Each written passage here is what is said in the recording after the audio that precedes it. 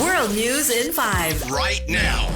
News and developments making headlines around the world in 5 minutes. World News in 5. Here on Radyo Pilipinas World Service.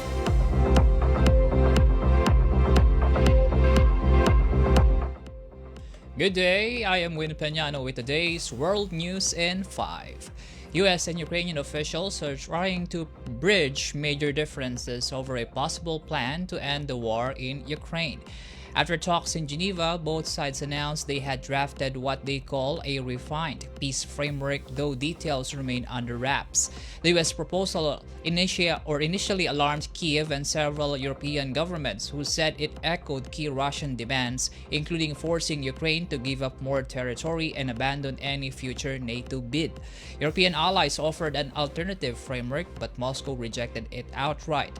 President Volodymyr Zelensky says Ukraine is still looking for compromises that strengthen, not weaken the country. He may travel to Washington this week for further talks with President Donald Trump, who hinted that progress may finally be possible. The diplomatic push comes as Russia advances on the battlefield and as Kharkiv reels from a deadly drone strike that killed 4 people over the weekend. Meanwhile, EU leaders say any peace deal must not undermine Ukraine or European security.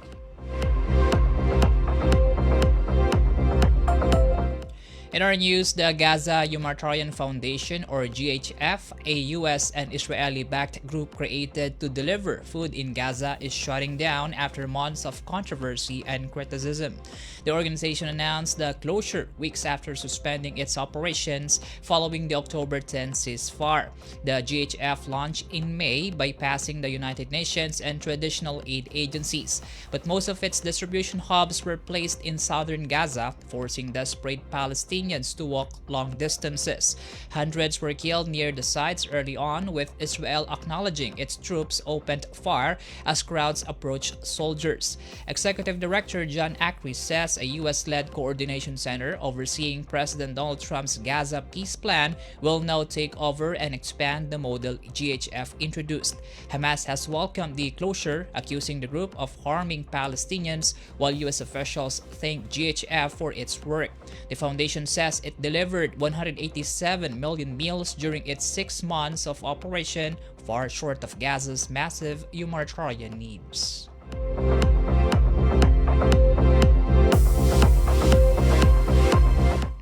The United States has formally designated Venezuela's so-called Cartel de los Soles as a foreign terrorist organization, escalating pressure on the network Washington accuses of trafficking drugs into the U.S. Secretary of State Marco Rubio announced the move, saying the cartel includes senior Venezuelan officials, allegations Caracas rejects. Venezuela's government blasted the designation as ridiculous, insisting the cartel does not exist and accusing Washington of using the claim to justify possible intervention. U.S. sanctions experts, however, say the terrorism listing does not authorize military action. The designation comes as President Donald Trump increases the U.S. military presence around Venezuela and expands strikes on suspected drug smuggling vessels. Officials say the new label adds tougher penalties for anyone aiding the cartel. Analysts note the group is better described as a corruption network within Venezuela's security forces, while questions linger over how far President Nicolas Maduro himself is involved.